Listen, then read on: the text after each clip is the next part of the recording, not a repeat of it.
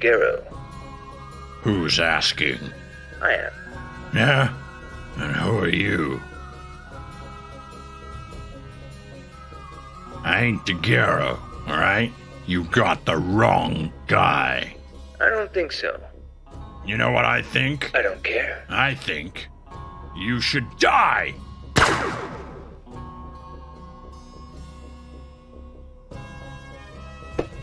Always the same.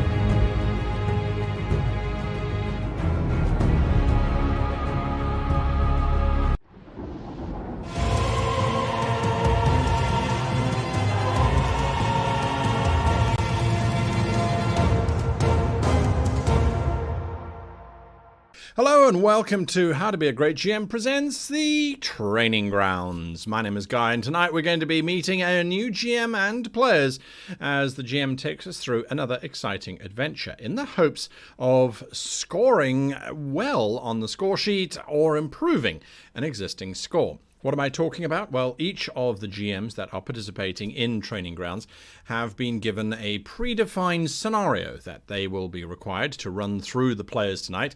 The players are randomly drawn from those who volunteered to play in the game, as well as myself.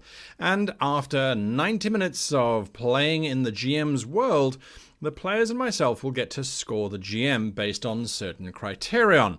The criterion I'm talking about is this. This is the scorecard that the GM will be aiming to try and hit the marks on. Now, bear in mind, the GM does not want to get the highest mark because that gives them no room for improvement or for betterment. This is not a competition about who is the best GM. This is a competition about oneself and improving on one's own abilities.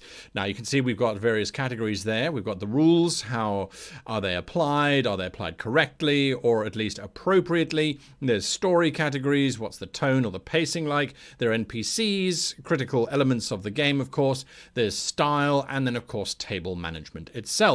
So what will happen is each of the players and myself will give the GM a score out of 5, meaning that there will be a total of 25 points that they can score per item. And at the end of it, I will present the scorecard back to the GM and to you, the viewers, and take them through some of the salient points, areas that can be worked upon and improved upon for the following week. Of course, if this is the second week that they're participating, we will have that score sheet from last week. We will have a look at it and see where they should be aiming to improve. Now, at home, of course, you are watching this. You have that wonderful ability of not being completely ensconced within the game, not trying to play the game. So think kindly when you are judging these individuals and look at the scores and see how they would apply to yourself. At least that's part of the plan. But enough from me. Let's get on with the show and let's meet tonight's GM.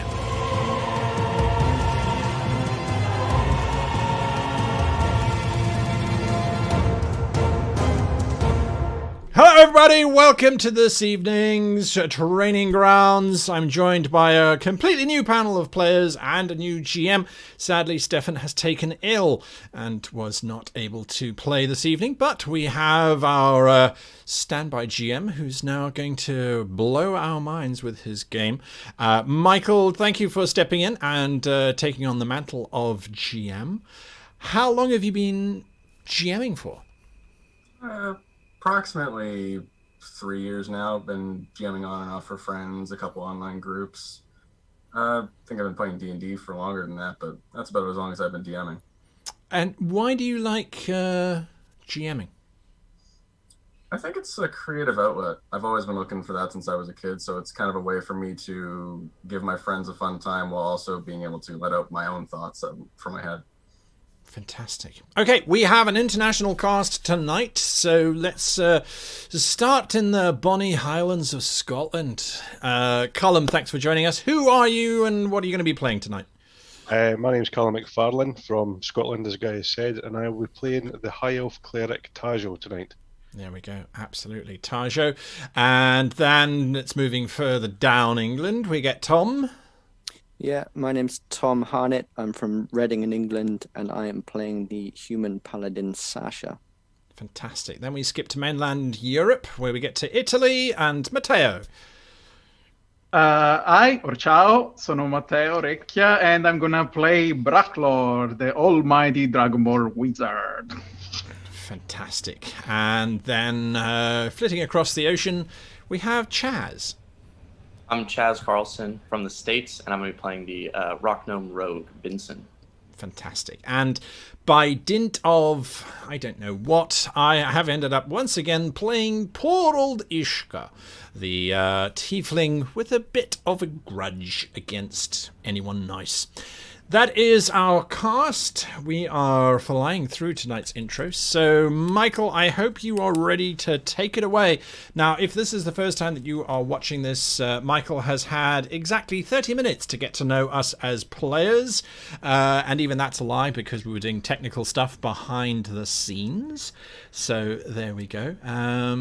He had the adventure for a week. And by adventure, I mean a few little lines of description for what he should think about, and of course you saw the intro on those score sheets. That will happen at the end of the show in about 90 minutes, or not about 90 minutes, in exactly 90 minutes, because that's how long Michael has to take us on the adventure. And with that, I would have to say, Michael, over to you, sir.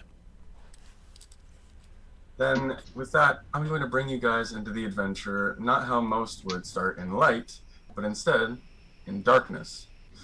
As you feel yourselves in what looks like a dark cavern, your feet scratch across solid stone, and the damp air around you reveals yourself to be underground in some kind of tunnel. You can hear what sounds like a faint tink, as if metal hits metal, and this incomprehensible choir chants from the air. The metal tink repeats over and over, tink, tink, tink, and the continuous sound makes your hair stand on end as the choir intensifies. All you hear in your minds is a couple words in no language, no accent, but ones that you can understand. Find me.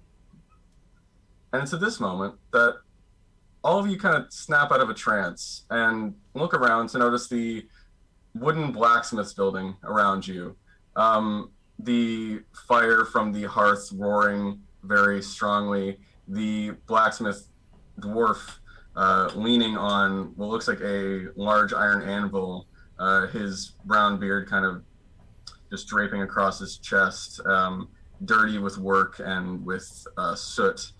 As he's staring at you, kind of snapping his fingers, just, hey, is anyone still there? You guys good? You all spazzed out at the same time. Is that normal?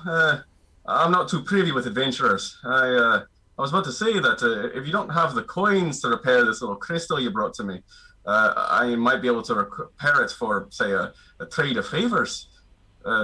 This time it's not glowing. You begin to realize with context clues that you found yourself back in the office of Borgrim Starkhammer, the dwarven crafter that you went to see after. Well, I'll ask you guys, who made the mistake of accidentally dropping the crystal after your last adventure? There's only one who would make that mistake. We all know exactly who it was, yeah? Why, of course, it was you, Ishka. How was I supposed to know that it was going to crack when it was dropped? Who makes something that is that fragile? Besides. At this point, you've noticed that the crystal that you now have inside of a small leather satchel is cracked in half. At this point, the magical properties of it are seemingly suppressed. You've tried tapping it over and over again, and no wishes seem to come out of it, as it does not glow anymore. He notices the spaced out look on your faces, and he just says, "Oh, I'm sorry. I know my accent's kind of all over the place. It's a mixture. Comes from our family ancestry, from a land far away." You see his children run by, and a few of you notice, that being, I believe,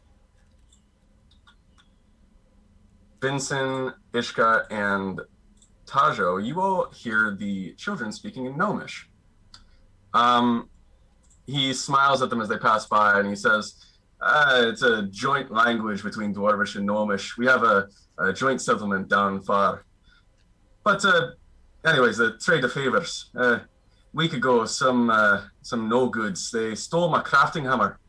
I even made a poster for the notice board, and he points over to a small stack of what look like just weathered papers with crudely drawn charcoal drawings of a hammer. It doesn't look like it's even descriptive. It looks like it was like almost like a child's drawing of a hammer. If you find my hammer, I'll even pay you the reward I had, 50 gold coins. I know that's a lot for a job such as that, but it's a family heirloom. The last thing that reminds me of my dead brother. And to honor him, after you find it, I'd be happy to reassemble the crystal you dropped with it. Speaking of which, how the nine hells did you shatter that thing? It's weighty. Ishka can shatter anything given enough time and resources. Oh, he looks up at you, Eshka, and just, I don't doubt it. And he just gives you like a nod of approval. Now, Borgrim, this family heirloom hammer, what sort of materials are we talking? Valuable? Not valuable? Precious stones set inside the handle? The hammer itself isn't too valuable. I mean, the head of it's made of adamantine, but that's just so it keeps from rusting. But no gems of any kind. They get in the way, and sometimes they reflect the light of the fire off in my eyes. Not too happy. That's a pity. I have one very important question before we agree to this trade. Yes. How did your brother die? And he grimaces at the thought, and he says, we used to be miners. That's where I came from. He passed in the mines. There was a cave-in, and I barely escaped with my life. He's been gone for the last 60 years. I moved out here ever since, but like a family now. He did not die in honorable combat? No, sadly. I've tried to at least honor him in my own ways. Then give up on Hammer. No point in worshipping him if he did not die in honorable combat. Ignore him, move on, and buy new Hammer. Vincent elbows Ishka just in like the knee. What? Tajo speaks up as well. Hold on a minute. So you're going to fix our crystal, give us 50 gold pieces if we find this hammer. Yeah, I can even point you in the way. I don't know who took it, but I know it was a group of individuals, small people. I'm not sure who. I only saw their silhouettes. It was pretty dark out. But I know where they went. I can even point you in the right direction. I fly Sounds by. like a good deal for me. I fly by and facing the dwarf. And why they will just steal your hammer? If it's just precious to you, it's just a hammer, right? I honestly don't know why they might have stolen it. It's important to me, and I guess they might have tried to sell the head of it for maybe a few gold, but I don't know why they wouldn't have stolen anything else. At the very least, they barely touched anything else. I was scared more for my children than the hammer, but now that I know that they're okay, I'm more concerned about it. Peculiar. You say you know where they went? Why have you not gone after them, cut their heads off, drunk from their skulls, and brought the hammer back yourself? Or are you like your brother? Well, I don't know if you noticed around. There's nothing really around here besides my blacksmith shop. If I were to die going after them, it would just be my wife and my kids, and I doubt they could defend themselves against adventurers, or rather bandits, that come by.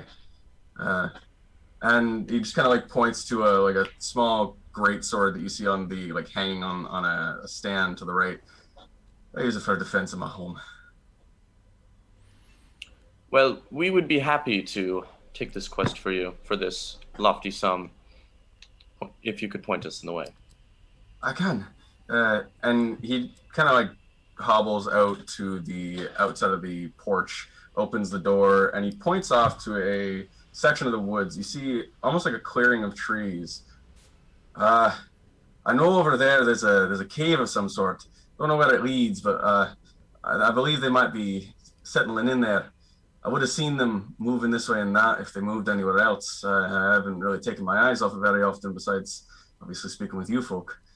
But they went off in that direction, so it's one of the only places I think they could have gone. Wonderful. For how long have you been here? Well, I moved shortly after my brother passed, so it's been about 50 years. Met my wife. And you don't know where that cave leads? No, sir. I'm not exactly the explorative type. More of a settle down and fix things kind of type. Well, I look around. Well, it works for me if it works for the others. I don't know. It's kind of weird that someone can barge in, steal just your hammer, and then disappear. But well, You're telling me. Sasha puts an arm around Borgrim and just pats him on the shoulder and whispers in Dwarven. How did these people get in and steal such a valuable hammer? What's your security like? He kind of like tenses up at your presence. You're a fair bit taller than him, and your tone scares him a little bit as he just kind of like looks up at you with like sharp eyes, and he says, "Don't really know how they got in. Heard a noise downstairs, but none of the doors were broken. I suppose they might have picked the locks. I've replaced them since then. I built them myself, so I suppose they might be strong. Why?" Someone steals your family heirloom and then you fix the locks and don't go after them straight away? When they're in a cave over there? He's explained that he has to watch his family. I think we can take this. He is line of cowards. His brother died meaningless death. He is clearly coward. His wife is coward. She doesn't defend family from bandits. So, we understand why. Let's go. As you are going to leave, Ishka, you kind of like turn towards the door, and you feel like a small hand kind of tugging at the bottom of your waistcloth. As you kind of glance down, you see a small dwarven child just staring up at you, a young girl. Red lady, and you see the dwarven blacksmith just looks down and just immediately his eyes widen and he just grabs her up and says, "I am so sorry. She gets all over the place. She must have thought you were looking cool or something." Iska All right, turns now. and leaves. And he just pats her on the back of the head. "It's okay, sweetheart." And she's still just reaching out for you, Ishka, as you leave. She doesn't seem frightened in any way whatsoever. However,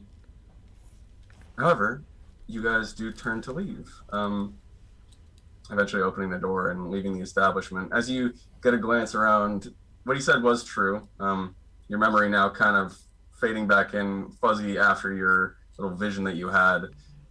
You are on a trade road, a small dirt path that leads from the village that you were just in, a couple days travel to about here. It seems he is away from any kind of civilization, but most likely this trade route gets him some business along the way. You do see ahead of you a path through the trees, most likely to this cave. I have Would you like to question.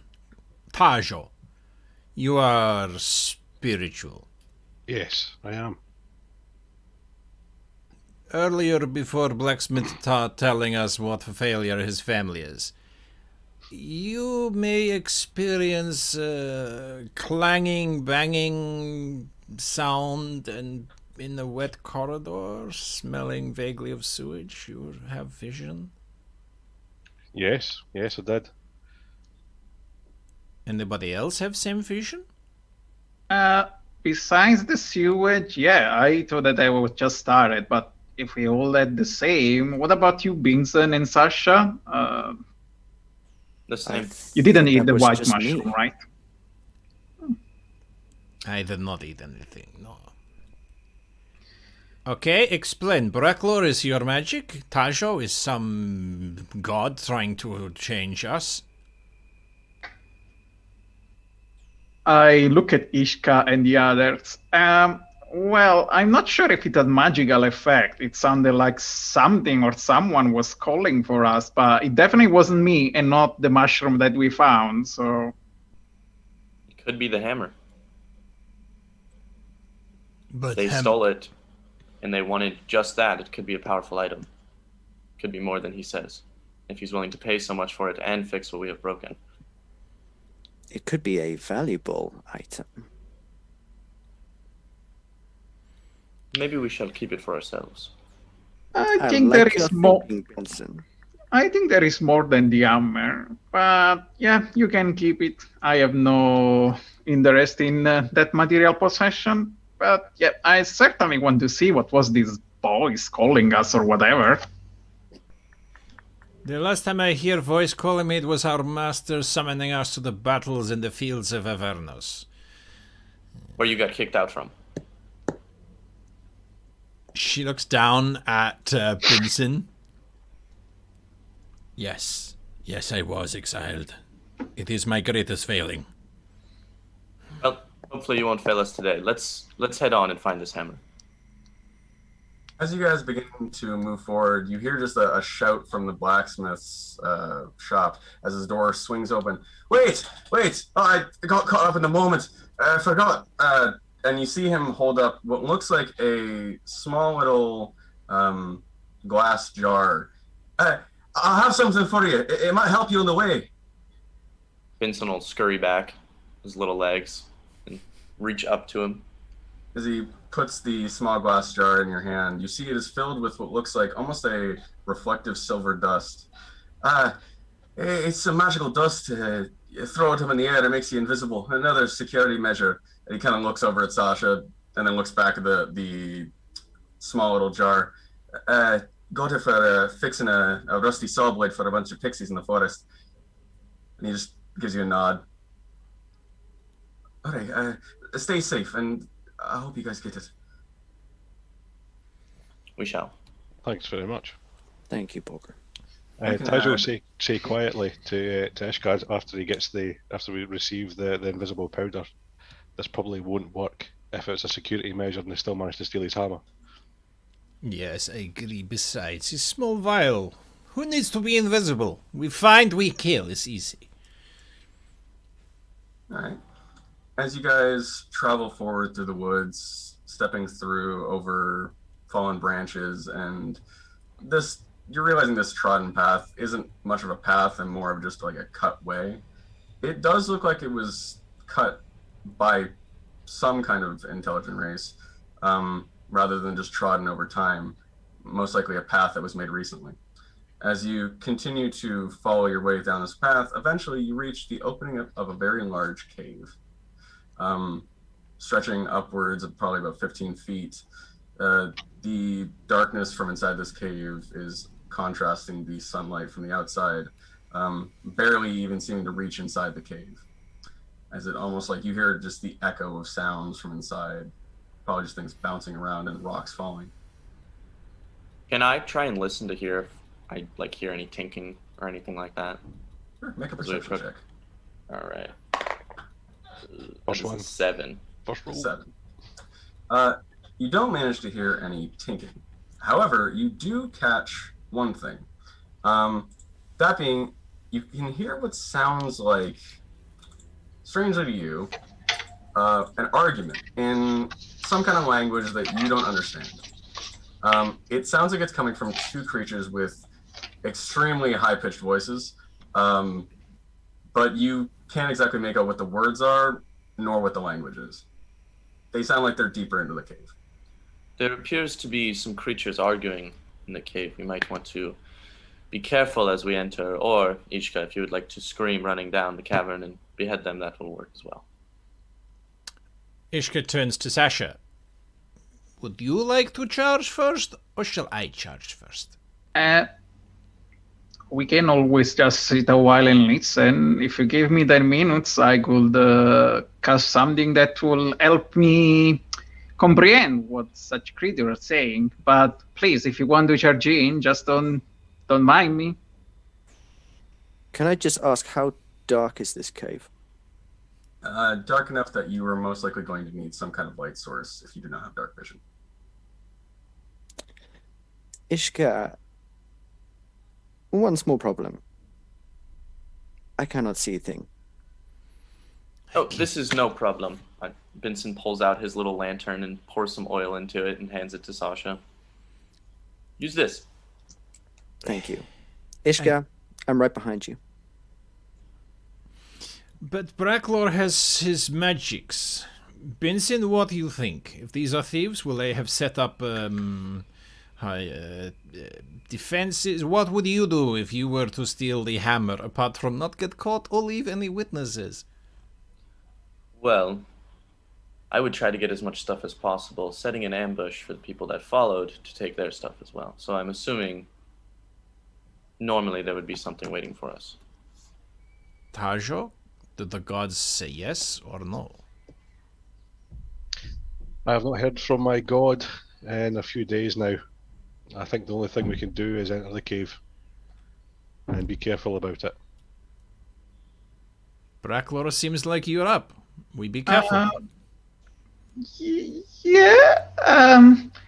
Vincent, but you are the sneaky one. If there is a trap or something, shouldn't you just go and scout ahead for us?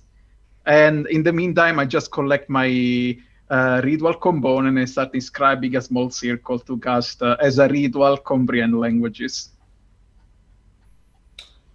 Sure, I could go ahead and see what's there. I'll be back in 10 minutes. I'll be there in 10 minutes. Yeah, that's fantastic. Thank you.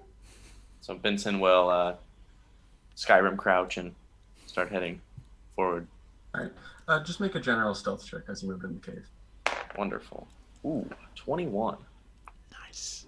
As the rest of you see Vincent crouch down and begin to move forward into the cave, as he does, his body almost seems to get cloaked by the shadows of the cave, and you all see him almost disappear.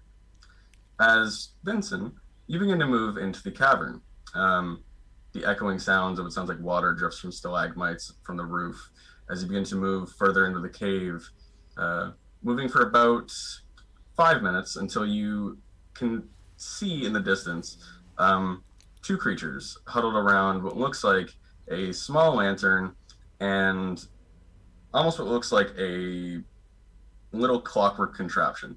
The creature on the left looks like a kobold with a pair of goggles on his forehead and what looks like a stained engineer's uniform.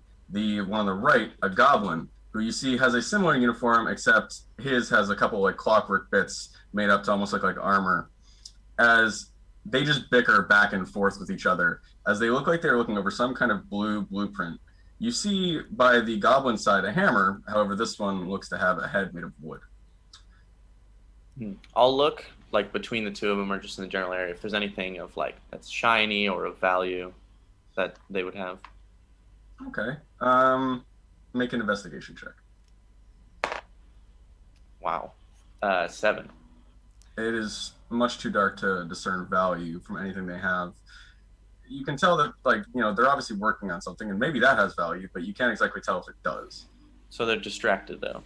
Yeah, it does look like they're having some kind of argument with each other.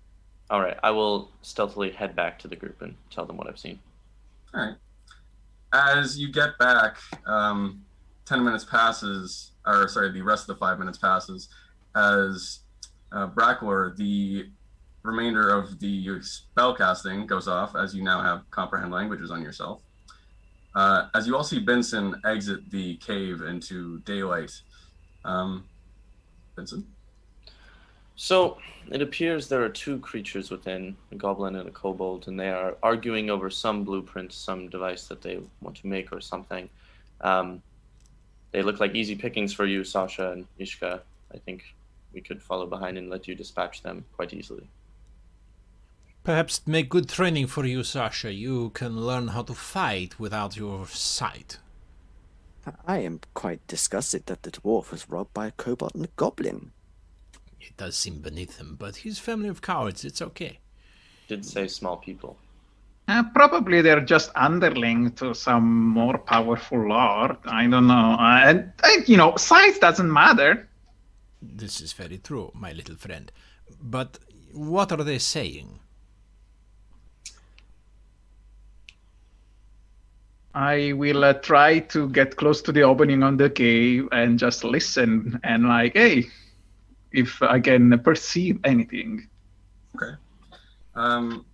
As you kind of move closer to the mouth of the cave and you kind of place your ear up to the opening, with your comprehend languages, you can understand what they're saying. You hear two distinct voices. What do you mean? This blueprint is perfect. I do not understand why you are yelling at me over this. I get that it didn't work, but that is just because of your handiwork and that dumb hammer that you made. And you hear another voice just, Dumb hammer? I don't know what you mean. This thing is prime wood. It is craftsmanship. You don't know craftsmanship. Idiot. and they just kind of bicker on and on like this at each other. They are just blaming each other for their failures. They are completely oblivious to us, so we can just charge in and, you like chopping heads, right? Please, be my guests. Seems a prime opportunity. Ishka, if you want to lead the way. It would be my great glory. Ishka pulls out her battle axe and looks at Sasha. Just follow the sounds. Is the sound the screaming little girl once again? Of my enemies, yes. I assume that is what you're referring to. Of course. Of course. Ishka turns and then bellows out in the language of the Infernals. Anfall! Mark Meldut! As she charges forward with the battle axe swinging wildly. Okay. And presumably the rest of the party is going to follow, not close behind, but just try to run after her. It is an effort as Ishka has entered into just battle mode. Sprinting forward into the cave, Ishka, as your feet meet stone and you begin to run further into the cavern, you do catch these two creatures in your sights. As you see for a moment, they are still arguing despite you being probably about 30 feet away from them. And you gain more and more attraction towards them as you see the argument kind of take a head as the goblin just like yells out and pushes the kobold. As the kobold like teeters backwards, a small scream is heard as he topples backwards into what looks like a pit on the side. As it is at this moment, after killing his kobold friend, that the goblin looks over and immediately just kind of looks up as you are sprinting towards him. And you just hear just, and he starts like waving his hands wildly in the air. Understand the goblin? Yes. Was he saying that in Goblin? Yes. Ishka does not understand Goblin, and she's just going to swing wildly unless anyone tries to say otherwise. Vincent will scream out, "Wait! We can use him for valuable information." Ishka, you can kill him after. We just need him for information now. I don't think you get this concept of charging in and slaying all your enemies. Well, one is already slain, so you've done well. You've done well. Nigel will just put his hand on Ishka's head. Good job. Good job, buddy. I didn't do anything. This is so infuriating. I speak Goblin naturally, so I can actually talk back to the little guy. And I approach him, being almost even smaller than he is. So let's get this straight. If you don't want this big angry lady chop you off in half like your little friend there, you better collaborate. Where is the hammer that you stole at the dwarven blacksmith down the road? He looks confusedly at you, and then it looks like he's about to say something, and then he looks up at Ishka. His eyes just widen in fear, and he says, Listen, me no steal hammer. I don't know. and his hands are just shaking at this point as he looks down towards you and then back up at Ishka, and now like noticing the rest of the people surrounding him. Okay, listen. I don't know where hammer is, but I know cave lead further in. I know other people live in cave. I could guide. Please don't hurt me. I look at the group and say, it doesn't know where the hammer is, but he says that he can guide us through the cave. Maybe he can help us avoid some traps, if any. What do you think? We can just end in here or keep going? Sasha, what do you think? I think we should tie him up and then walk him like a dog. And if he finds any traps, brilliant. Ishka, are you satisfied? I have better idea. I don't What want is to it you're be saying? pushed into a hole like he did his companion. Tajo, do you have any rope? Yes, I think I do. Ishka pulls out her javelin. We tie him onto the end of javelin. It's goblin on stick. Excellent. I hold him in front. We walk. Anything bad happens, it happens to him. I don't have a rope. I do. I just stab it through the goblin. He'll eventually die, but it's fine. He just Vincent nods his holds head, up. having no idea what you're saying, and he just says, Yes, they're agreeing, yes. looking hopeful. I look at the goblin and say, well, you practically gonna be our poking stick. Just don't take it personally. You could have ended up like him. And I point down at the kobold. I also cast light on the top of the javelin, so it's this pointy, shiny stick.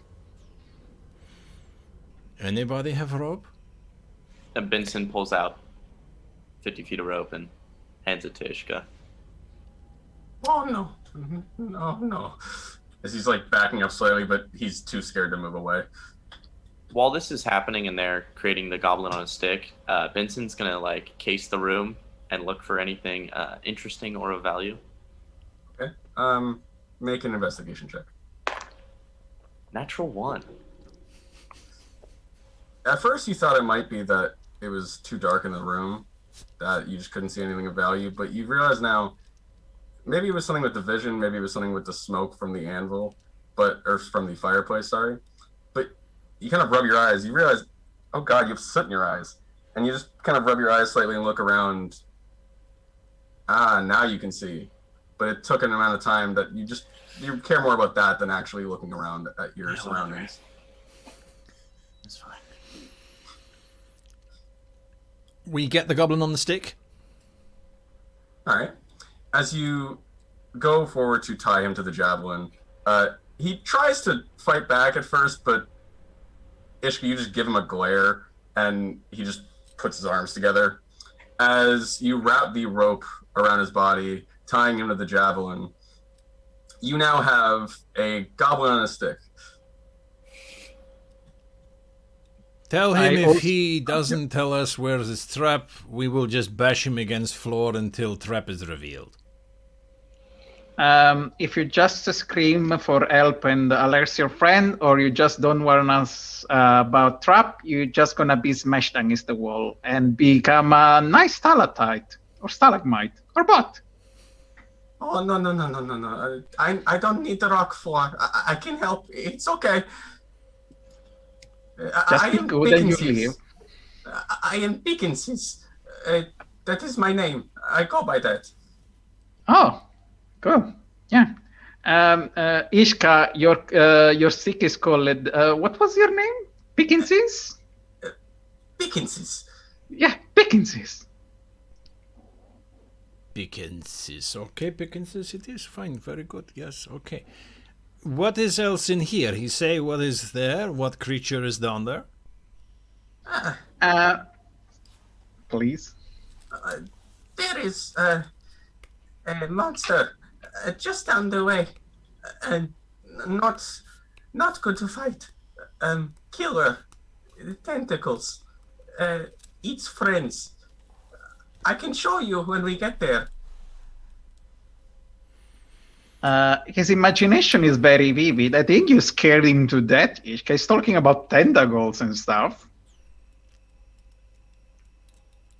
I don't like tentacles. Well, let's move on, I guess. All right. Is the blueprint still there? Yes, it is currently rolled up on the ground next to this little contraption they built. I'll open it and stand next to Tajo and kind of like share it between us to see if either of us sees anything of note on it. Okay. As the both of you look this over, with a just combined effort between the two of you, you notice that this looks like the blueprint for some kind of almost clockwork power fist of some sort. Looks like it might have been for lifting things of some sort, as neither of these two creatures seem to have any sort of strength whatsoever. Is it clear from the blueprints that that the goblin or the kobold needed a hammer that matched the description that the dwarf gave us earlier? No, actually, peculiarly, it doesn't seem like it has anything to do with the hammer. It seems like they were probably just in the wrong place at the wrong time. What do you think, Tajo? We could probably sell this blueprint to the dwarf. Yes, that would come in handy. Who would wield the power fist, though? Can I get a closer look at the contraption? Sure. As you kind of take a look at the blueprint and then look down at the small clockwork contraption, can you just make an Arcana check for me?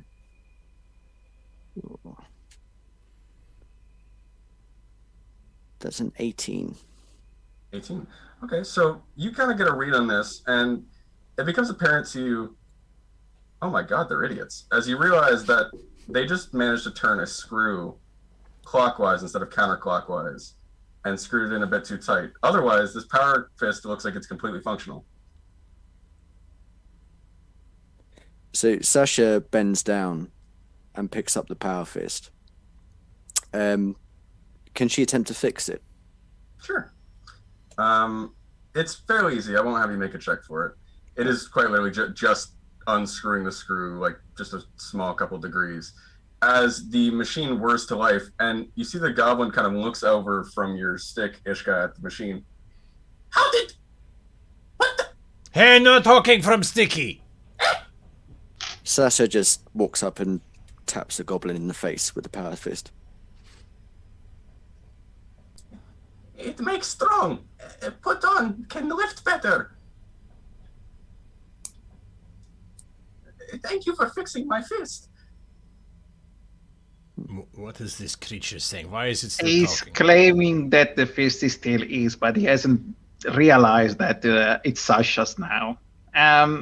Sticky, I don't think you're gonna ever get hold of that fist ever again, so just give up. Oh. His head droops slightly, just kind of like hanging below the stick.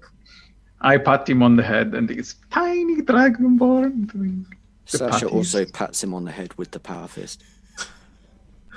I will say, while you have the power fist on your hand, you have advantage on any strength checks you make. So you guys move further into the cave, going deeper and deeper down. As you push further, it feels like the air gets heavier almost, and claustrophobia feels like it's starting to settle in your heads. But eventually you reach what almost looks like an open cavernous room, about 40 foot in radius, circular. This room is filled with hundreds of fluorescent mushrooms, all of which seem to be letting off small spores that almost light up and discolor the air around them. The one bad part about that is you notice that there seems to be skeletons laid throughout the mushrooms. In the middle of the room, you see a stalagmite that reaches from the floor all the way to the ceiling and kind of sits as a small pillar in the center of the room. At the foot of this stalagmite, you see what looks like a small crate of red bottles filled with some kind of red liquid, and what looks like a small little wand or staff with a spider on top of it. You see Bickins's kind of lights up as you guys enter the room, and you just hear this, Shh, shh, shh, shh. Keep it quiet. Bracklow, what's he saying? That we shouldn't be too loud, and just to keep it quiet. There is monster in room. and he points over to the rock, like this very large pillar in the center of the room. Apparently, there are mustards. What kind of mustards? I whisper to the goblin. A croc has tentacles. Grab and eat. Oh, I look at Ishka. The rock has tentacles, and apparently you get grabbed and eaten. I would rather go back to Avernus. Tajo, do you understand these mushrooms? Are they dangerous to us? Can we eat these things? My gut feeling is that I would stay away from, but let me have a closer look. So Tajo would like to go just a little bit closer, sort of keeping Isel away from the spores, keeping maybe like a part of his face cloth over his mouth, and I just wanted to have a look at the mushroom to see if I can recognise it. Make a nature check for me. Certainly. Here we go. Oh, that is a 17. 17. It occurs to you that these mushrooms are in fact not dangerous. In fact, you've seen them before outside of caves. It just, you know that they grow better in darker environments. These mushrooms are actually quite edible. And as you kind of bring the cloth down slightly, the scent just smells like almost just like portobello mushrooms. It just smells very pleasant. And it also occurs to you that those skeletons must not be from the mushrooms. Okay. Good. So did the rest of the party see me pulling down the face mask, or do they still think that I'm kind of like staying away from it? Unless you wouldn't want them to see. I'm going to try and play a little bit of a trick on them. So I'm going to come back with a mushroom, and I'm going to start sort of staggering towards Ishka, almost zombie-like, to see what her reaction is, and then throw the mushroom at her. All right, make either a... Oh, my apologies, you can go. No. You want me to make a check? Oh, no, I was just going to make Tajo make either a deception or a performance check. And then Ishka, you can decide whether or not it fools you. Oh dear, natural one. Ishka's reaction is immediately to just chuck the javelin in the air, grab it mid-shaft, and get ready to bury it straight into your skull. As you throw Bickenses up into the air and grab him by the javelin shaft, just screaming the whole way, as he gets thrown upwards and downwards, as you see him like try to cover his mouth, and he manages to quiet himself down. As Tajo, you kind of like move forwards, and it's at this point after his screaming that you hear almost what sounds like just a... And you see him looking over at the stalagmite in the middle of the room, almost what looks like a small opening open up slightly. You see like a row of teeth, and then it sounds like it just snores for a second, and then closes again. I told you! Should we try to grab whatever items are in front of that thing? They could be of value to us. The wand for you could be good, Dracula. I look at Ishka at the snoring monster. I'm not sure. Usually I trust Ishka's battle senses, and she's kind of afraid of tentacles, so I'm going to pass on this one. Sasha, you have your fancy new gauntlet. Maybe you want to try? You forget that we have a goblin on a stick. Sasha walks over to Ishka and extends the power glove. May I? But what about Tarsho? Look, he's clearly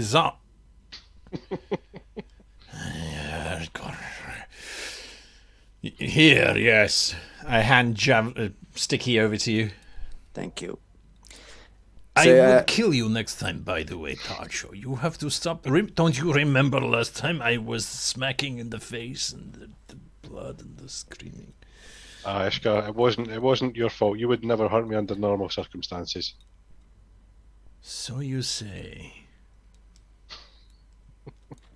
Can I ask, how far are we from this central rock monster pillar? About 20 feet. Okay. So Sasha very carefully tiptoes forwards and then stretching at a full height, just sort of slowly edges the goblin towards the staff in the center of the room. Okay. Make a sleight of hand check for me. 7. 7. As the goblin on a stick pokes forwards, it is at this point that you kind of like falter in your stance a little bit, and your grip on the javelin loosens as you see it tip forwards, and the point of it just tink against the ground, and you all hear an echoing tink, tink, tink, tink around the room. As you see the mouth opens entirely, just a row of gnarly teeth opening up as Dickinson kind of looks up at it and says,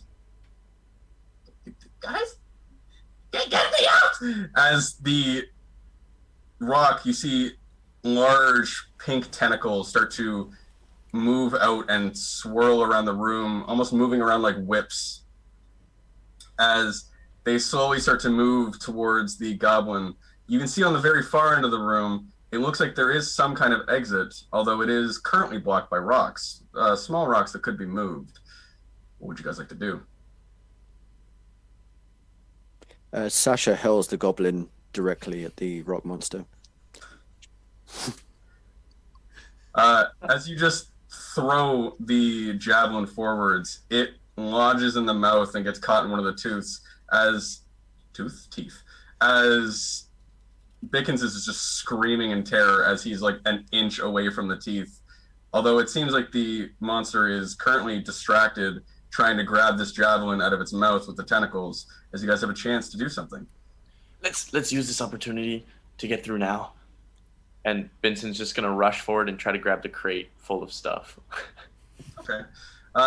He is distracted, so I won't make you make a check for that. So as you rush forward, you just grab the crate as you go. It's pretty hefty, but you manage to kind of hold it over your shoulder and run forward towards the rock-filled exit of the room, as presumably you all follow suit. Running and shouting, "Are we not going to kill this creature?" But you said you ate tentacles! I hate tentacles, yes, but dead tentacles are even better. Guys? Tajo? Move the rocks, Ishka. I grab a very small rock. Can we do something? Ishka's just going to charge straight into the pile of rocks. Shoulder down. If we're not killing, I break. It's fine. All right. I'm going to have everyone that would like to help make either a... well, I guess if you're not being sneaky about it now, just everybody who wants to help make an athletics check. Ishka, you can make an attack against the rocks. While they're moving the rocks, can Benson kind of look through the crate and see if he knows what any of this stuff does? Sure. Just make an Arcana check while they're doing so. Great. Oh my. 19.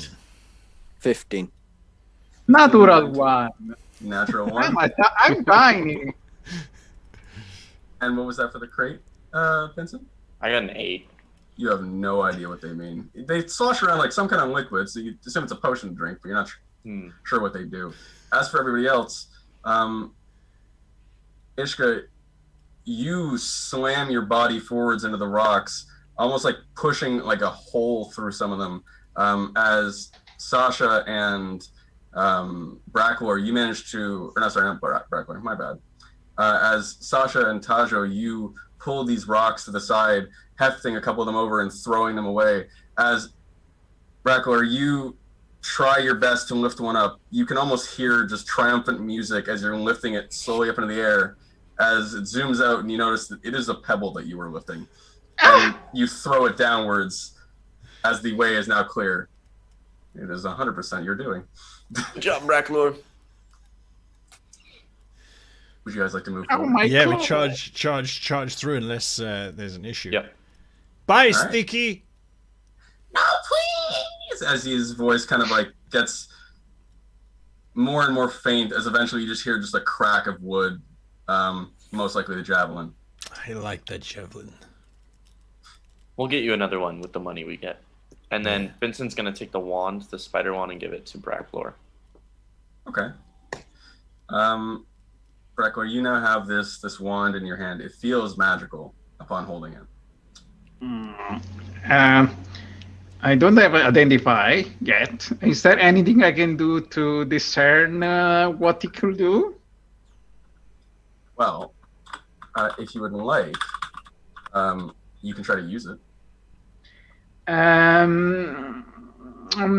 Okay, I'm gonna hold on to this and use it like as a last resort. But thank you, Vincent. Yes, and one more thing. Do you know what these... He pulls up like one of the potion things. Do you know what these do? I fly by very close to the liquid. You can make an Should arcana I check as roll well. coming Yes. up? For 18 total. 18. You recognize these is all 6 potions of healing. Oh, those are potion of healing. Nothing magical about them. They're just poultries and such. But hey, they're good. Benson will hand one to everyone and keep 2 for himself. Okay. You can all add a potion of healing to your inventory, and then Benson, you now have 2. As you guys continue down the cavern, it gets deeper and deeper as the sounds of this blubbering monster behind you have faded out into nothingness, as all you hear is the echoing of your own footsteps, until eventually you begin to hear a familiar noise. Tink, tink, Does anybody hear that? tink. There it is again. It's like the sound of a hammer on an anvil or something. It sounds like an anvil, yes. Are we all in dream sequence again? Could be his dead brother. Took the hammer for himself. Undead brother returns for vengeance against cowardly Wait. brother and entire family. I like it. We should help him. We have no proof that the brother died in the first place. It would be an interesting story, though. So how dark is this room? Because Tajo could cast light on something or someone. At if it this would help. point, it is quite pitch black, but you do see what looks like a light in the room ahead, flickering almost like a fire. As you guys are moving slightly forward, you do catch a better glimpse of the room. You see 4 figures in this room, 3 of which are quite tiny, holding what look like hooked spears. You catch a glimpse of their bodies flickering in the flames, kind of somewhat hairy with a beard that almost seems to stretch from their foreheads down to below their chins, with very long pointy ears, probably about the same size as Vincent. At the front of the room, however, you see a somewhat larger person, not too much larger than they are, with a long black braided beard, grayish skin, and you see the beard itself is like slowly turning white down the sides. His eye is currently gouged out, and you see him with what looks like an adamantine hammer clanging against some kind of anvil with a large forge behind him. Those of you that can understand Dwarven, you hear him singing what sounds like a Dwarven tune as he sings about some kind of land called Fradenburg, land of gnomes and dwarves, as he continually hammers against the anvil. What would you like to do? Does Vincent, do you recognize this song? I don't think Benson can understand Dwarven, so he's kind of just like, I don't even know what they're saying. anyone recognize those hairy creatures? Are they rock gnomes? No, they do not look like rock gnomes. They look slightly distorted, almost corrupted in their look.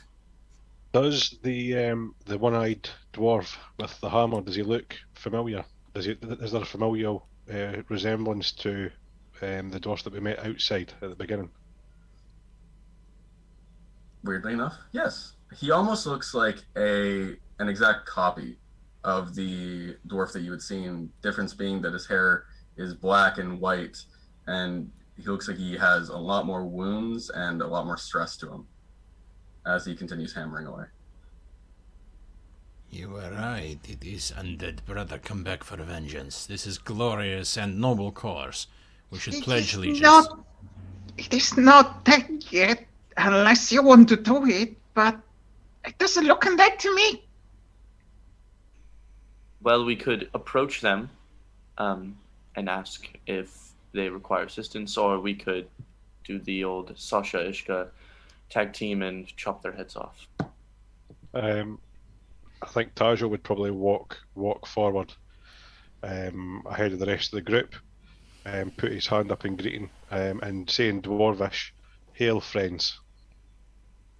All right. As you walk into the room ahead of everyone, you raise up a hand in friendly gesture. You do see the three small creatures, like, having not noticed you before, immediately turn their weapons towards you as the dwarf at the helm of the anvil looks down towards you and he raises a hand and they immediately put their weapons back down.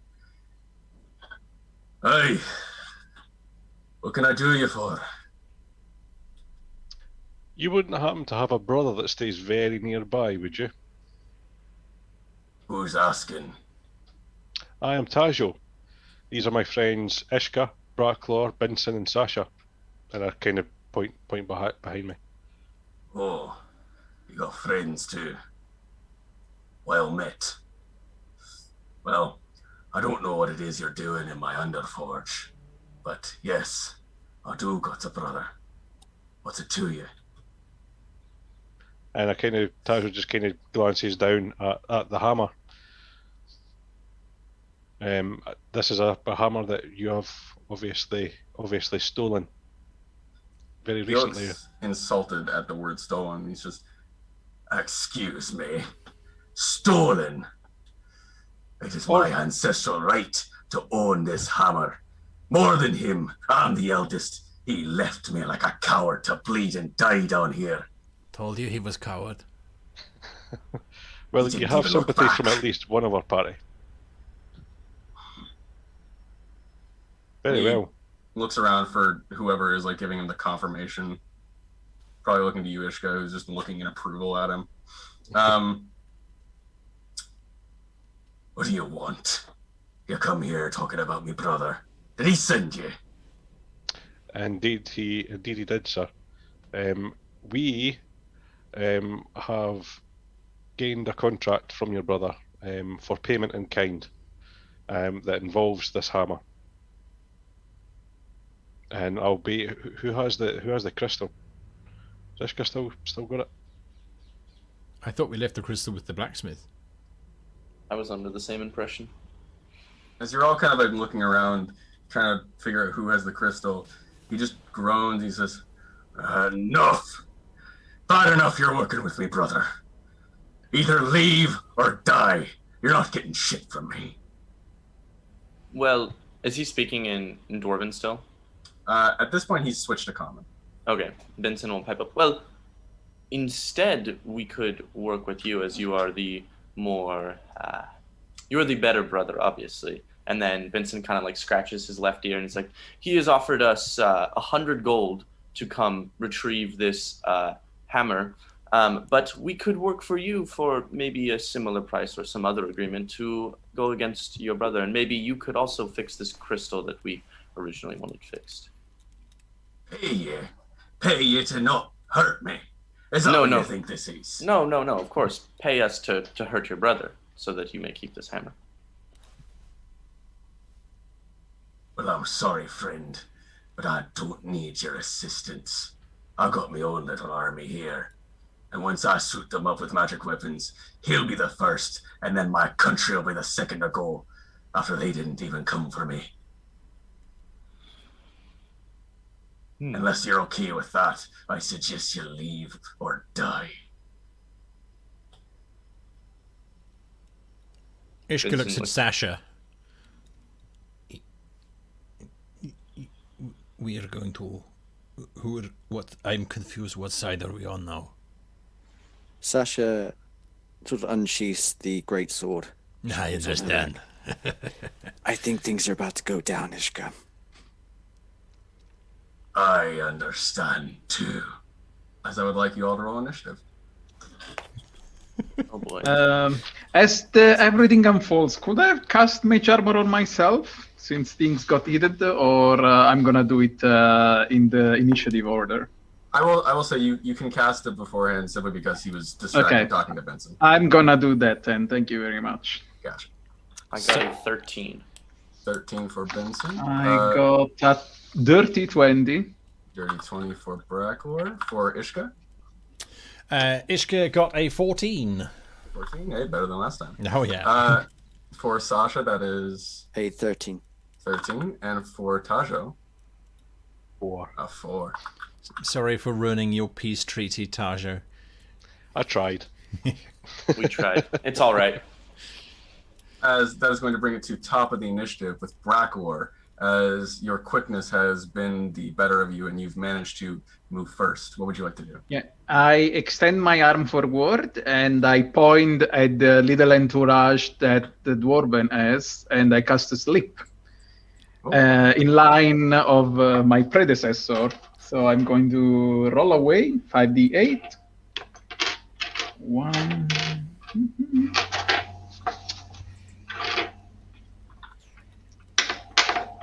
7.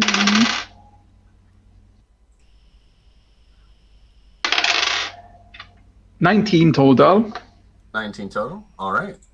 Right. As you manage to cast this spell, as the magic leaves your hand, you see this swirl of light move through the room, almost illuminating for a moment, as it surrounds these small little gnomish men.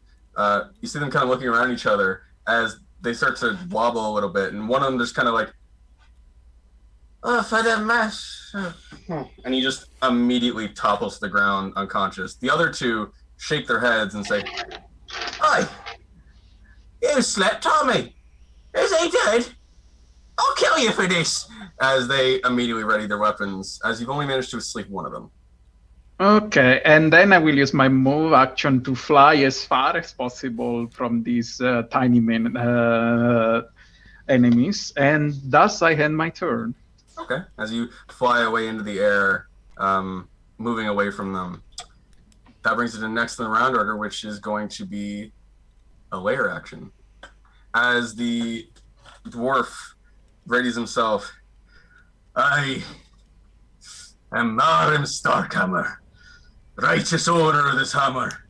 You can't do anything to me." As he slams his hand against the anvil, the hammer collides, and you all hear the tink one more time.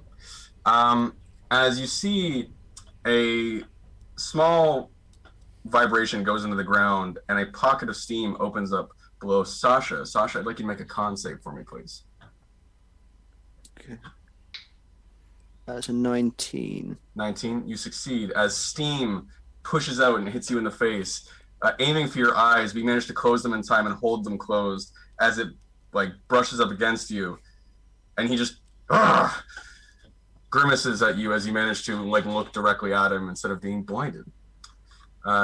Bring it to next in the round, which will be Ishka. What would you like to do?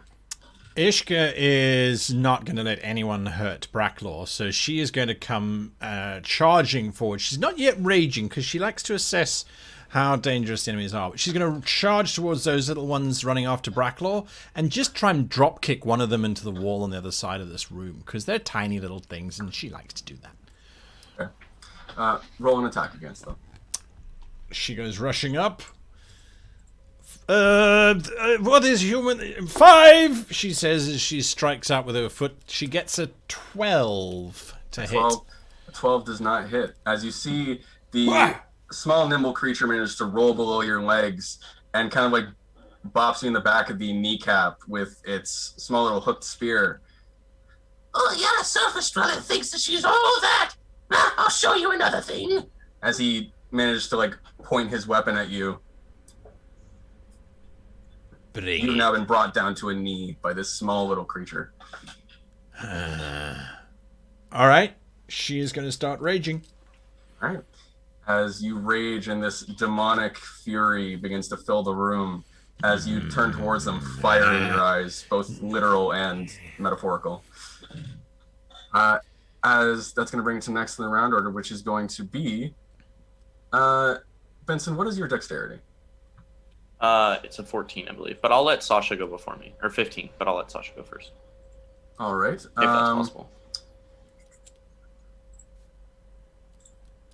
That will be either you or the small goblin man, or sorry, the small gnome man. Okay, then I guess I'll take my turn. I'll flip out 2 daggers and then run right beside Ishka and just stab the small dude twice in the eyes, or attempt to. Okay.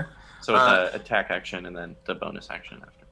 All right. As you rush up towards the small little gnome man, you can make your attack. Okay, so the first attack is a 15 to hit. 15 does hit. Roll for the damage, and you can have sneak attack as Ishka is directly next to him. So that is 1 on the sneak attack, 1 on the D4, so 4 damage. Yeah, that definitely doesn't kill him. As the first dagger enters into the side of his shoulder, it almost seems to like glint off. So you don't stab directly into him, but you do manage to pierce part through his armor. The second attack comes through with the bonus action, that was a 6 to hit. Doing 6 to hit. As this time he manages to kind of hook your dagger down and like throw you kind of sideways, as you're now just kind of like holding on by the one dagger. Let go! Let's go! As he's trying to like push you off. Is that going to be the end of your turn? Yeah. All right, that's going to bring us to the next in the rounder, which is going to be the small little gnome men. As one of them looks up towards you, that is going to be an attack against you, Benson, and an attack against you, Ishka. So the one against, the one against Benson is going to be, 19. Oh yeah, that hits. 19 hits. And instead of doing damage, you see he hooks the hook blade around your ankle and pulls it up from underneath you, as you are now knocked prone. As he holds the spear to your neck, ready to pounce on you again. The one against Ishka is going to be a 15. Does a 15 hit? Yes, it does. 15 does hit. All right. He's quite afraid of you, and you just tried to kick him. He's going to try to damage you. But that is going to be 6 piercing damage. With your rage, we'll make it 3 piercing damage. Yeah. As he pierces into your side, and you almost just grab the spear instinctively and hold him there as he starts trying to yank it out. Just, but let go. That's not fair. Give me more. Oh God! As he starts just trying to like pull frantically. That's going to end their turns, bringing it all the way to Sasha. So 2 quick questions. One is, can I use the power fist in conjunction with my greatsword? Yes, you can like hold them both at the same time. Okay, and is there enough of a distance that I can use my move action to reach the anvil? Yes, actually, you could. Okay. Sasha sort of watches all this commotion and then looks at the brother and brings her greatsword up and then just rushes forward, and with all her might and that of the power fist brings it all crashing down towards the anvil. Are you going to attack the anvil or him? Yep. All right. You can roll an attack against the anvil. And I get advantage because it's a strength, or? Yes. Well, I got a 19 with the first one and a 13 with the second one. 19 does hit, and you can roll for damage on it. Okay.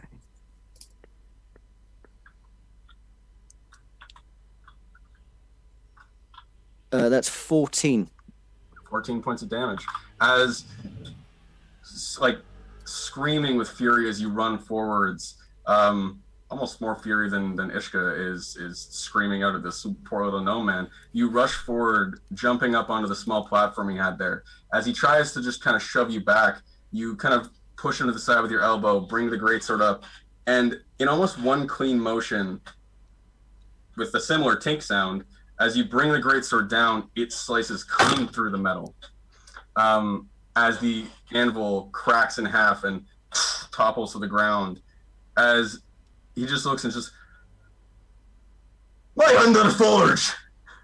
How could you do this? How am I gonna? And he just starts freaking out in that moment. Because I like your brother better. You bastard! As at this point, he's just starting to grip the hammer tighter and tighter. You see his knuckles whitening. Is that going to end your turn? Yes. All right. That will bring it to next in the round order, which will be Mulren Starkhammer. As much to your dismay, you see his anger is getting the best of him as you see his body slowly starting to get bigger. As his eye twitches at you, he begins to grow in size until he is taller than you. He is now large. As he kind of holds his hammer up in the air, I'll have your head for this. As he brings it down towards you, he's going to make an attack against you. That's going to be with advantage because of his size. And a 23 to hit. Yeah, that hits. 23. As he brings the hammer down onto you, you take 14 points of bludgeoning damage. Wow, that was almost a max roll. As he brings the hammer down, you all see as Sasha slices the anvil in half, turns around, and as he grows in size, he almost backhands her with the hammer as she flies off the platform to the party's feet. I believe that knocks you unconscious, correct? Yeah. As blood kind of leaks out of her mouth, as currently Sasha is dying.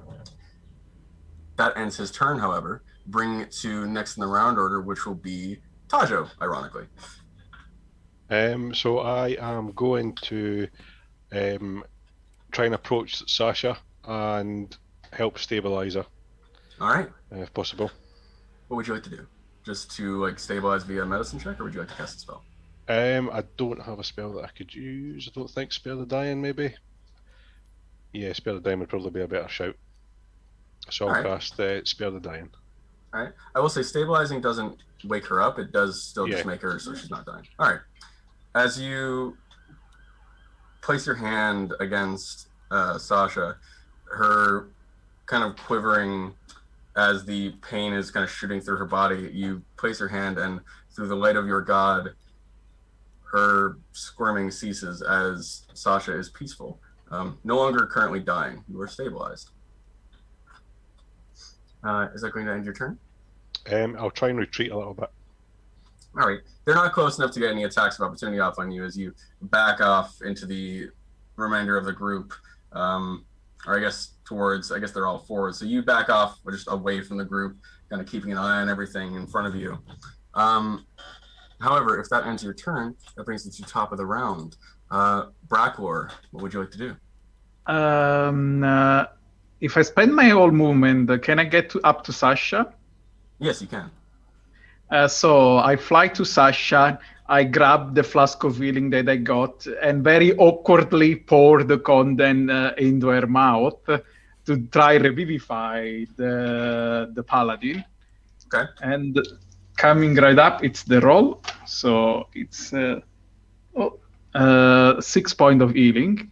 6 points of healing. All right. As Sasha, you awaken to almost something that tastes like Buckley's or Tylenol. Just the worst tasting liquid you've ever had. Like the grapefruit of medicine. And you awaken with 6 hit points. As you grit your teeth and sit up a little bit, you notice across your chest, the hammer has left a dent in your plate mail. A sizable one right where your heart was. It looked like he was going for a killing shot just immediately. However, you are now awake. Bracklor, is that Tastes going to like be the that end of your turn? time Ishka made breakfast. Ugh. Okay. Yeah. And then I will expend the remainder of my movement, if any, to get away from the raging dwarf. Okay, you can move about 10 feet away. So Yeah, you are I about just 50 feet away from him. All right, and if that ends your turn, it would bring it to a later Correct. action. However, Sasha, you destroyed the anvil. As you see him kind of looking around to hit something, he doesn't have anything to hit. As that's going to bring it to next in the round order, which is actually going to be Ishka. What would you like to do? This gnome man is currently stabbing you. Binson, you take care of these little insignificant insects. I charge the dwarf giant. All right. The little gnome man in front of you is going to take an opportunity attack. However, that is a natural one. As he goes to stab against you, you're not even trying to knock him away. You just are running, and the height of your foot moving backwards kicks it backwards, and it stabs into his like shoulder, dealing 1 point of piercing damage to him. As he just screams out in pain, just as he like grabs it and tries to like pull it out of himself. However, you run up to the dwarf as he looks down at you. I thought you felt with my motives, but I see you're just another one of them. Come at me. I would have served you, but my companions are all morally well adjusted. I am not, so I do what they say. As I scream that at them, I will swing my battle axe around and try and cleft this dwarf giant in twain. All right, roll for the damage. Or sorry, roll for the attack. My bad. I'll do the damage straight away if you like. So that hits another class of that hits 16. 16 meets a pizza. Ah, fantastic. All right. So as the axe swings around, it's a whopping 8 points of damage. 8 points of damage. Gotcha. So, all right. As the battle axe comes down, you see him block it with the hammer, but you manage to glide it off the hammer, and it goes directly into his wrist. As you see, it shaves off part of his elbow. As he screams out in pain, as like almost like whitish black blood splurts onto the ground and just kind of covers you slightly. To you, this feels good. This is battle. As he just like swings his hammer, swirling it in his hand. You can hit. I can hit too. Is that going to end your turn, Ishka? Yes. I just want to confirm, you said whitish black blood. Is that normal for dwarves in your setting? Not for dwarves, but he looks like he's more corrupted than that. Probably closer to like an underling dwarf. Or undead dwarf. Right. I go with undead dwarf. That brings it to next in the rounder, which is going to be Benson. What would you like to do? I'll roll up to my feet from prone. All right. And then I'll take my daggers once again and try once more, looking at Ishka, giving a thumbs up, like, I got this, no problem. All right, second time's a charm as you roll both of your attacks. First attack is an 18. 18 The second attack is a 22. Both of those hit. Roll for damage. So the first is max of 6, and the second one's just the d4 of 1, so 7. All right. So 6 and 7. As with both of these daggers stabbing down into the gnome, both of them kind of collide with the collarbone and go through as you manage to twist them slightly as you see him try to like grab at you or stab at you, but just light leaves his eyes as you feel him just kind of go limp as you pull the daggers out and he topples to the ground next to his ally. That's how it's done, Ishka. Yeah, you got him. All right, is That's that the going to turn. end your turn? All right. Yeah. That's going to bring it to the remaining awake gnome who, seeing you kill his ally, is just going to run at you in a rage. Yep. He is going to attempt to stab at you.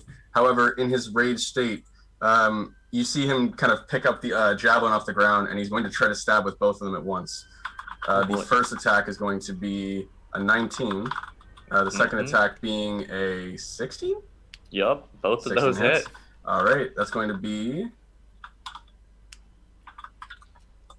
a total of 11 points of piercing damage to you.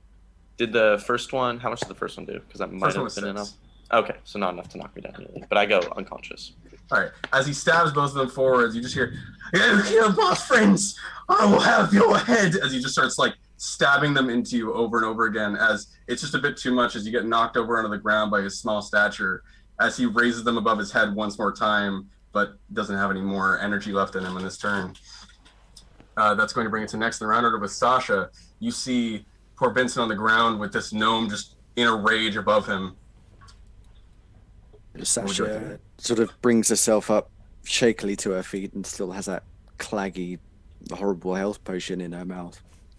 But goes, "Thank you, Bracklaw." And then she sees Benson get knocked down, and she just launches herself at the gnome. Okay. And with her power glove greatsword, she just takes a full golf swing and tries to hit him. Right. You can roll for your attack. Best I got was 20, but not natural. That does it. Roll for damage.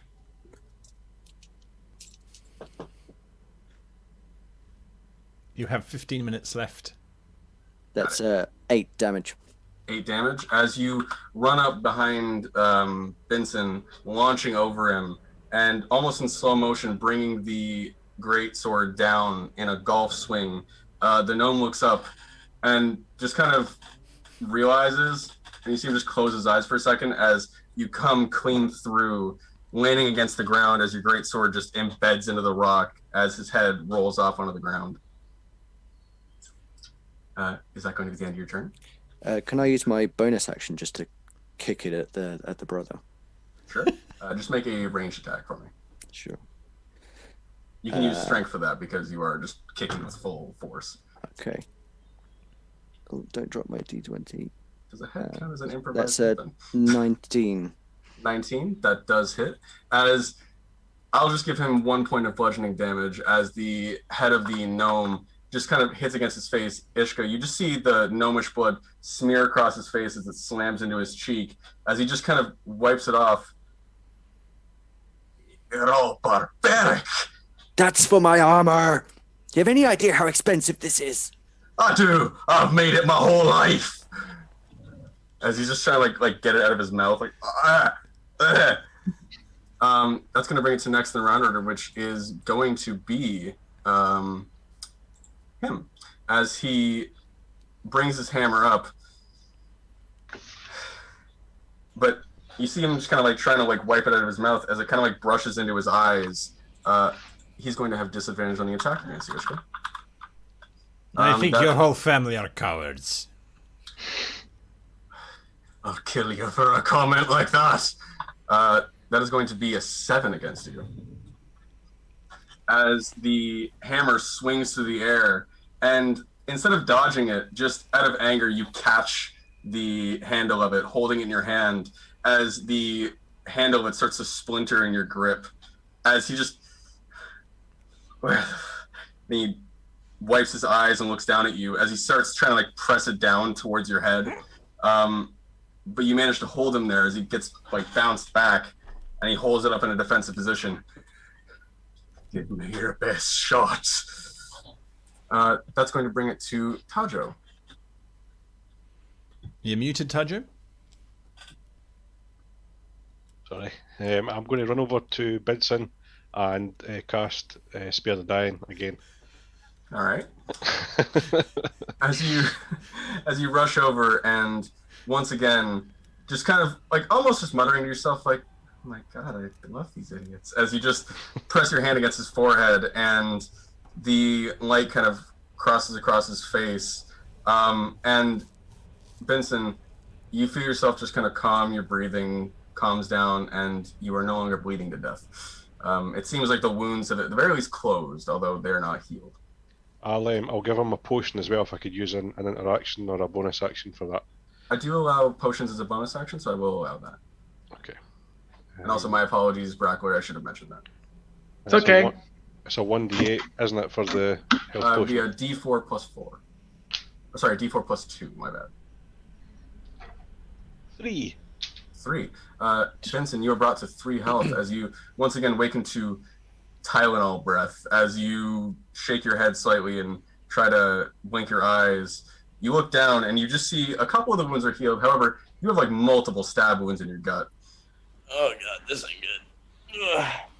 However, you do see the gnome that was in front of you is just decimated. Sweet. Give a thumbs up to Sasha. Is that going to be the end of your turn? Yeah, that's the end of my turn.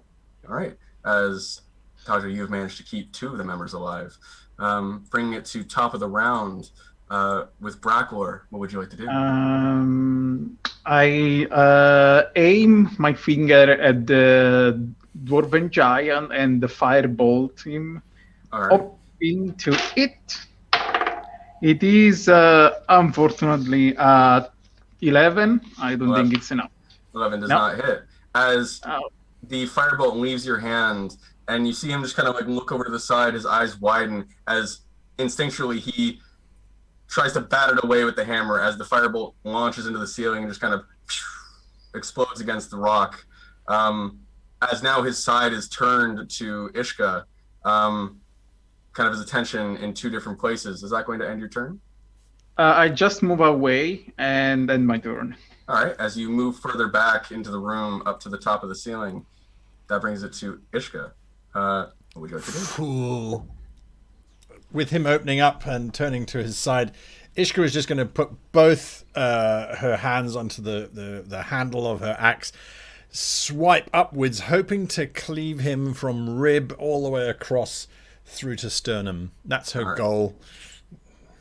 And the dice say maybe 16. 16 meets it, beats it.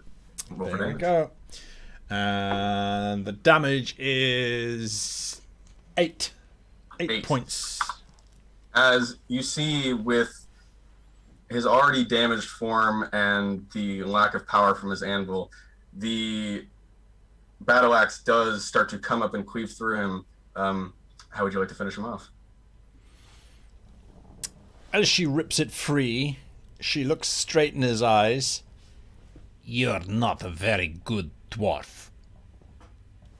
All right. As you bring the battle axe upwards, it slices up the bottom half of his body up to his shoulder.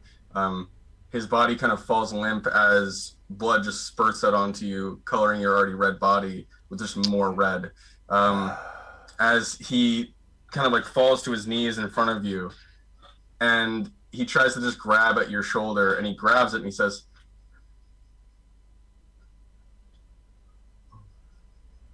"Oh no." And he just passes out as you just say to him, "Horrible dwarf," as the hammer falls loosely in his hand.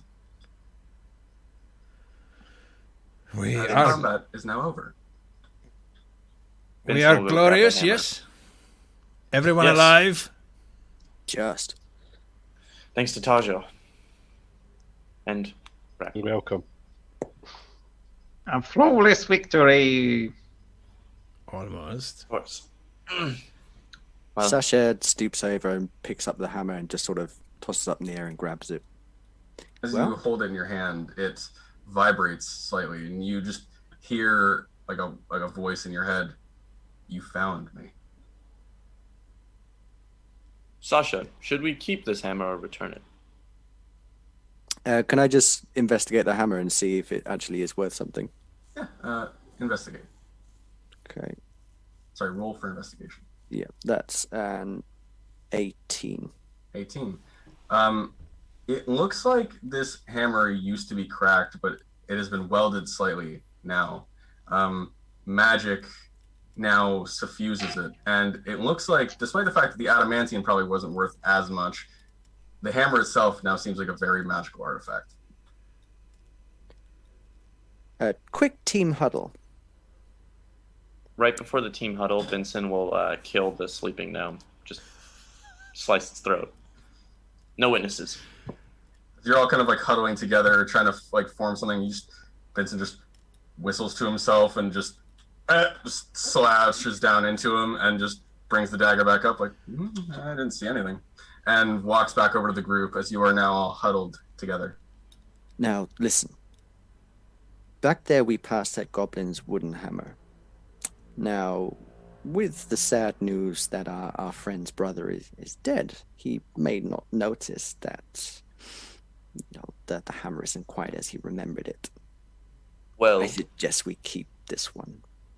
we need the crystal repaired, so I think we should do as you say, but switch him after he has repaired our crystal.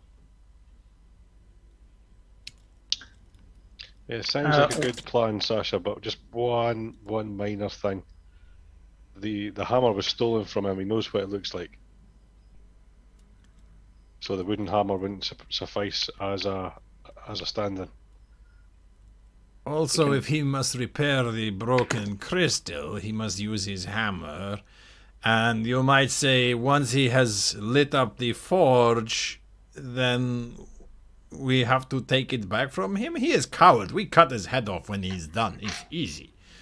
But, We switch it after he's finished with the wooden hammer. I agree with Vincent. We make the switch. Why do we want hammer? It's worth money. Money can buy you a better axe to kill enemies faster or There's more brutally. something magical about this hammer. I don't think we should leave it behind us. You do hear Sasha again in your head, just almost like a vibration of just, if you want better tools, he can make them. I will be his vassal. Can I do some sort of check to see what kind of being is living inside this hammer? Sure. Is it benign or is it Make a probably better religion left check. alone? Natural 20. Natural 20. As you place your hand against it, you realize that this is it is an ancestral heirloom, but more importantly, that as you hear the vibration in your head too, you recognize that this is the kind of voice, or at least the kind of message, sent by angel blacksmiths of Mordrin. You know him to be the dwarven god of blacksmiths. We must return this to the dwarf. I'm confused now. We're going to return hammer, he fix egg, then we steal hammer from dwarf? Vincent will scratch his left ear again and be like, yes, Tajo, we'll bring the hammer back and leave it with him. So we're not stealing hammer? No, Ishka, we're not stealing the hammer. Okay, reward coward. I understand now how this place is like. Okay, fine, whatever. Ishka, you can carry these bodies up to feed that tentacle monster as we walk by it, so we don't have to fight it. I'm sure you'll have fun with that. Yes, I will. Ishka will start collecting all the goblin bits quite happily. Alright. As you all begin to make your way out of the caves, Ishka with more javelin kebabs of little gnomes. As you guys pass by, the monster just kind of lash its tentacles at you, and Ishka, you just toss it, almost like shark bait. It tries to grab at you, and you just place a gnome forward. It grabs it, and it looks like it's happy with it.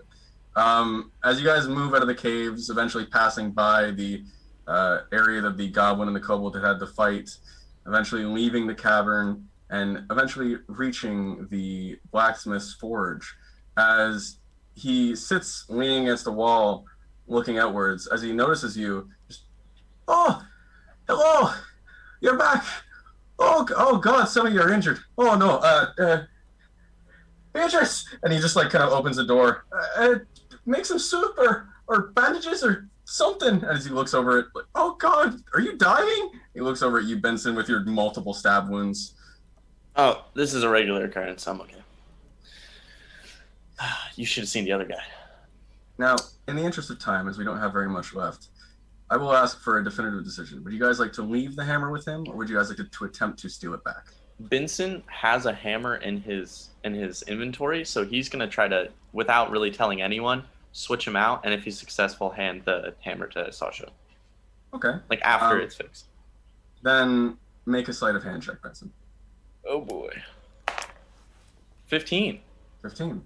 As eventually he does fix the crystal. Its light glows once more as he notices the magic of his hammer, and he eventually just puts it down on the anvil, and he starts talking with the rest of the party members about his ancestral home, his land of gnomes and dwarves, how they coexist together. And in this moment, Benson just yoink, steals it and puts it in his bag, replacing it with a wooden one that has been painted green to look like adamantine. And with that, you guys eventually leave the blacksmith, moving back down the pathway and back towards other adventures, as the last leaving note I'll leave you on is just all of you feeling good about yourselves. You just did a job, and you just suddenly hear just vibrations coming from Vincent's bag. And I'll end the session there. Uh-oh.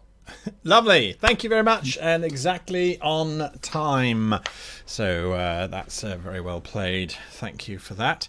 And everyone in chat seems to be enjoying themselves, which is always a good thing to see. And hopefully everyone had fun whilst playing, and that means it gets to us doing the scores. So whilst the players and myself are scoring our wonderful, wonderful GM here, you're going to get to see random clips of what the scores actually mean.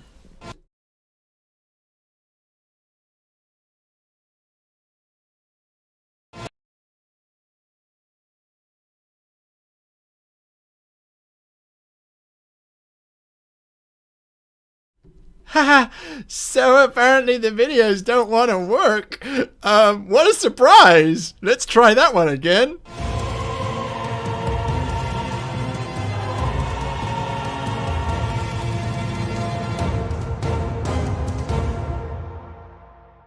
In the rules category, the first item up for discussion and for scoring is the fair application to all.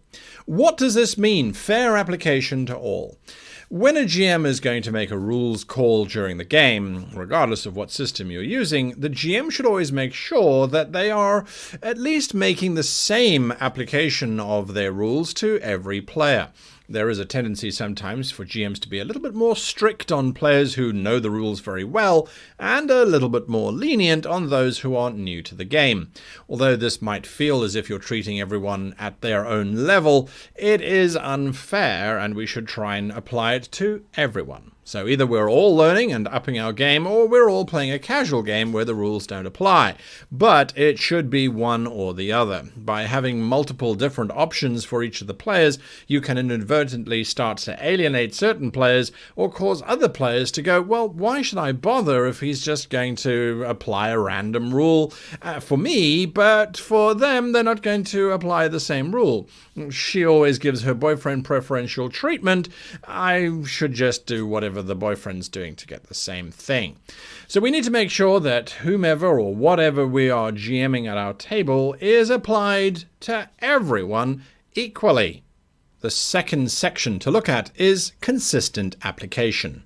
What is consistent application? Well, once a GM has made a rules call, regardless of whether it is the right rule call or not, for the remainder of the session, the GM should stick to that ruling. If she's made the call that the rule is that all characters can move at 35 feet per round, for whatever reason she's decided, then that should be applied for the entire duration of that session. If, on the other hand, one player gets to move at 35, whilst half an hour later everyone's only moving at 30, unless there's a reason for the rule to change, such as strange physics or unusual environments, it's an inconsistency. We have to make sure that once we have made a rules call, that it remains in play for the duration of the session. Your alternative is to stop the session halfway through, admit that the rules call was wrong, or that it is a homebrew rule, or that the rule is going to remain in play. That's disruptive. We don't want to do that. We also don't want to run with a rule, get to the end of the session and have players going, well, that's weird. Can we change it for the next session to make it back in alignment with the rules, or to make it a standing rule? And the GM goes, no, well, maybe let's see how I feel next week.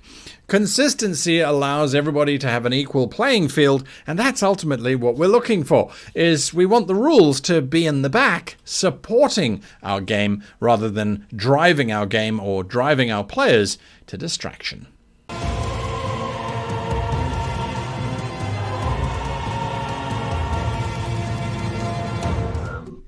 Homebrew rule where my players, if they got knocked unconscious, it was actually just bleeding out rather than unconscious, so they could drag themselves to a goal, and every 5 feet they dragged themselves was a failed death save, but they could do something if they needed to before dying. I like that mechanic, because then you can do like dying last words, or I was gonna maybe reach out towards Sasha. You were coming with me. No, you could drag someone off a cliff with you. Yeah, like stuff like that. Yeah, it's cool. All right, so whilst I'm putting in the last of the scores, Michael, how do you think it went? I think it went better than I honestly thought I would do. I think it got a little like halfway. I kind of got into the DMing mind space where I just kind of forgot everything else that was going around and was just staring at all my pages on my screens. And I think that helped with all the, stage fright of basically being in front of people. Absolutely. So I was really surprised by all of the decisions that you guys made. You guys played your characters wonderfully. That's good Fun to hear. characters. Yeah, absolutely. Okay, and let's just work our way around the table. Callum, what did you think of the game overall? I thought it was a very good game. I liked the twist with the brother and the little sort of gnome man things at the end. I was actually lining up for a Harper Gilmore-esque Morningstar swing, but unfortunately 2 of my party members had fell, so I had to see to them first, as Tajal would. But I enjoyed the story, and it was, for me, it was noticeable when you got into your swing of things, Michael.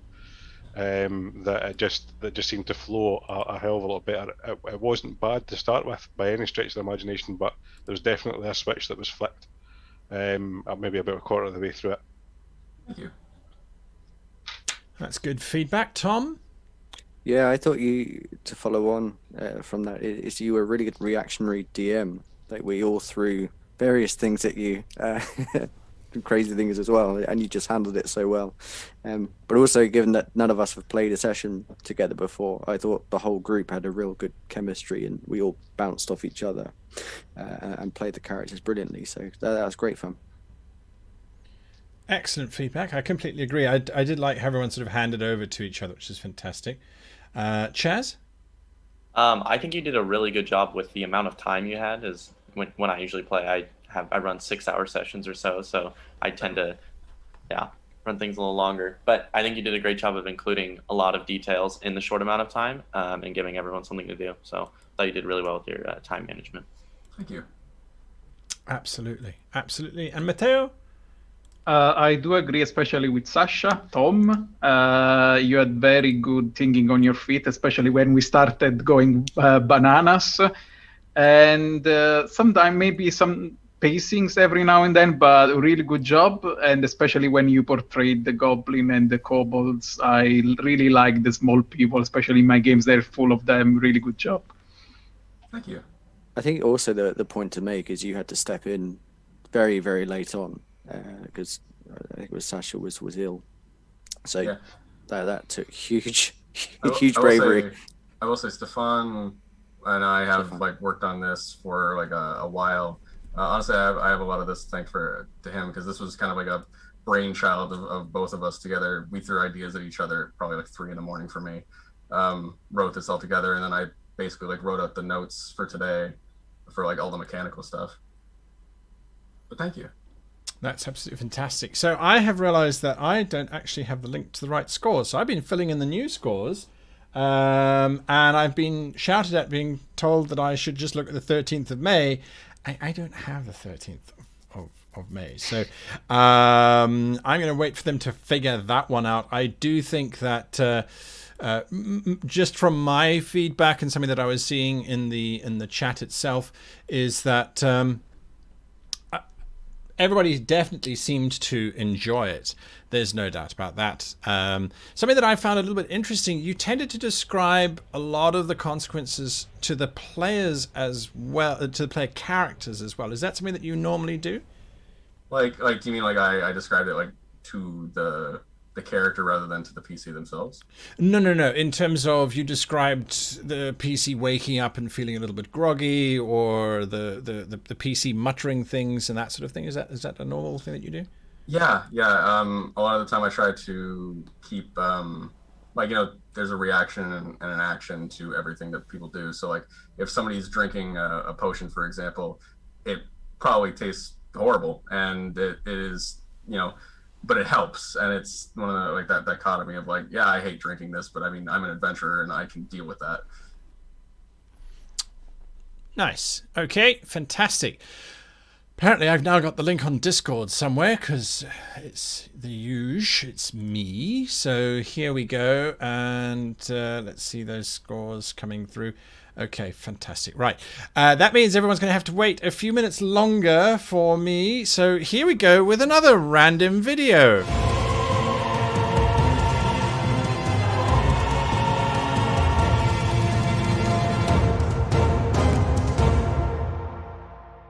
In the NPCs category on the Training Ground scorecard, the first thing that comes up is descriptions.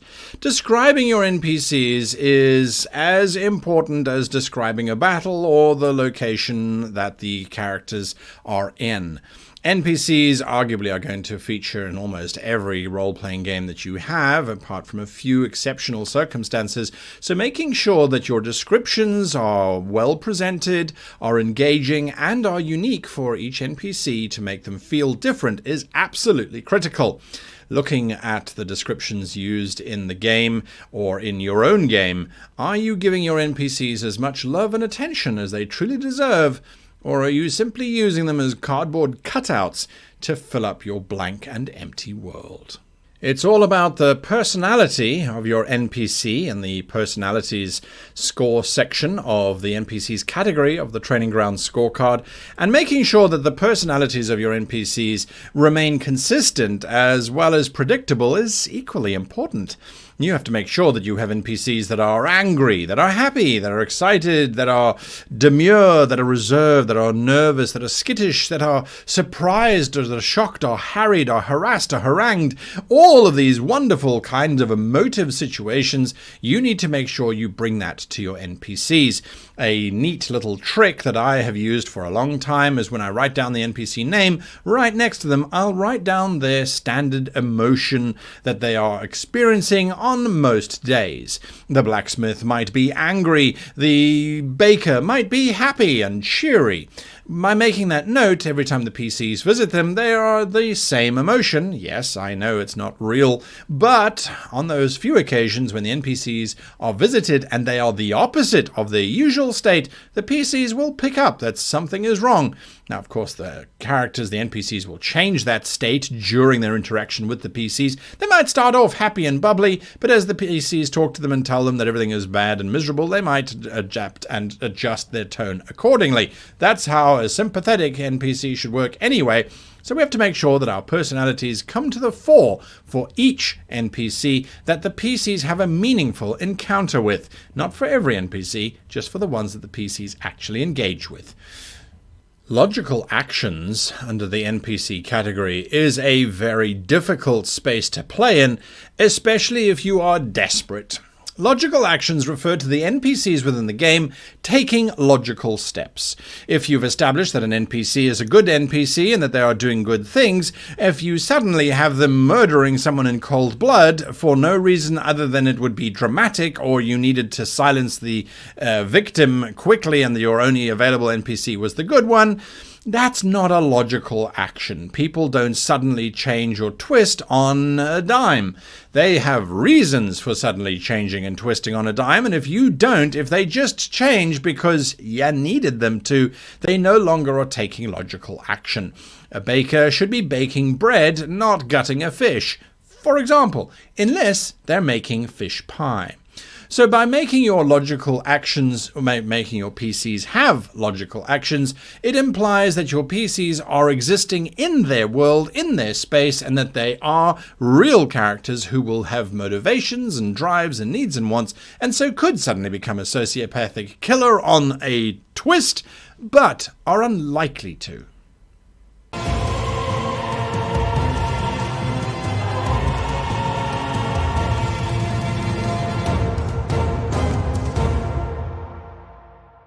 And we're back, and so now we have the moment that everyone's been waiting for, me particularly, is the final score. So here we go. This is the score, and this is what you've got here in terms of the feedback. I think everyone's been pretty ruthless in terms of how they've judged you, and that's only because I think we want you to get better than you already are. I don't think any of us would hesitate to play a game at your table.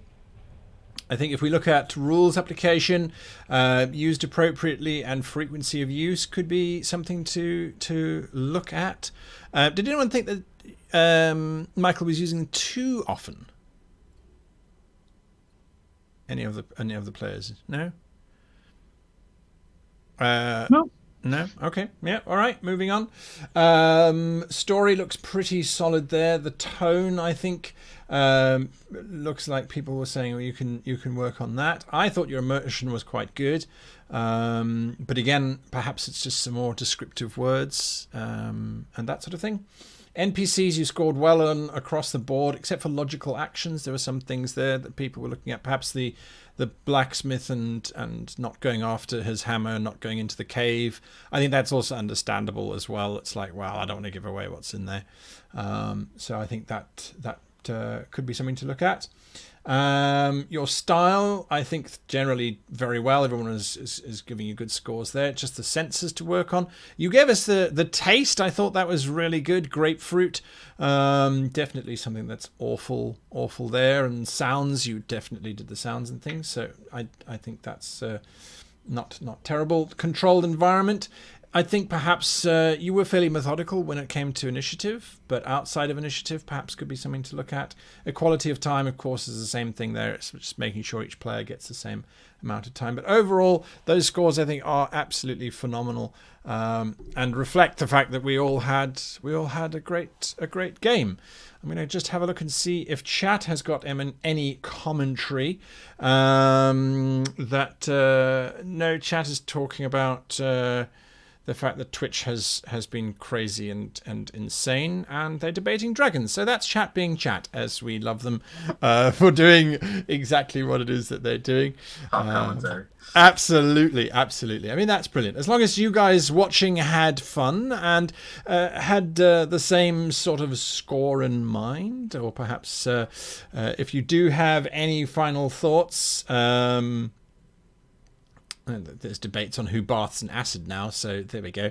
There are some thoughts where they think tone, you were actually at 100%. The emotion of the NPCs' voices was great. If tone is describing the senses and the actions and that sort of thing. Laura Bones had a great time, which is absolutely fantastic. Always good to hear. That brings us to the end of tonight's... wait, there we go. As I was about to say it, there's a question. This one is coming from Tivasa Stadt der Wunder. What's that? Town of Wonder, I think. Stadt der Wunder. Anyway. And the question, I assume, is to the GM. At what point, or at which point, did your heart drop, Michael? If it did. I think it was in the very beginning because I was still a little nervous, and then everybody was like, "Hey, Mr. Blacksmith, you're kind of suspicious," and I was like, "Oh crap, I forgot about the fact that they might actually, try to say he caused it. Oh, why didn't he go after it? Well, he's got a wife and kids, but I mean, nah." I must admit, I twisted the knife a little bit, asking how your brother died. I was like, let's see. Oh yeah, you're throwing out player NPC history. I like that.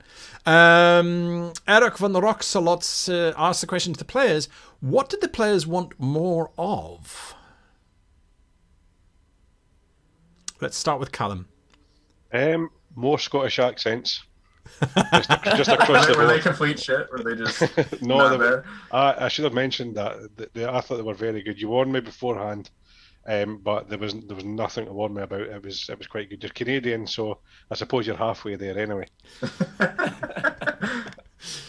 But no, I just would have wanted a little bit more time to try and stop Benson from stealing the hammer, if nothing else. Tom, very quickly, anything that you wanted more of? Obviously, more time with the common comment, but maybe a chance to explore the Dwarven workshop a bit more, and maybe burgle it. Yep. What inspired you to attack the anvil, Tom? It is the fact that this jet of steam attacked me, and there was obviously some magical element to the anvil, and I figured that thing's right in the middle of this room, and it seems quite important, so I want to destroy it. Sorry, Michael.